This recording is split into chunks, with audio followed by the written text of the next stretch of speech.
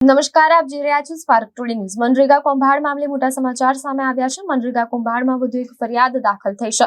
મંત્રી પુત્ર કિરણ ખાબડ વિરુદ્ધ વધુ એક ફરિયાદ દાખલ થઈ છે। ધાનપુરના લવારિયા ગામમાં મનરેગા યોજનામાં વધુ એક કૌભાંડ સામે આવ્યું છે। 79 કામો પૈકી 21 કામો કર્યા વગર નાણાં મેળવી લીધા। જામીન ઉપર છૂટ્યા બાદ તરત પોલીસે અટકાયત કરી। બંને મંત્રી પુત્રોના જામીન મામલે પોલીસે ઉપલી કોર્ટમાં અરજી કરી, જ્યારે જામીન રદ કરવા રિવિજિલન્સ અરજી કોર્ટમાં દાખલ કરાઈ છે।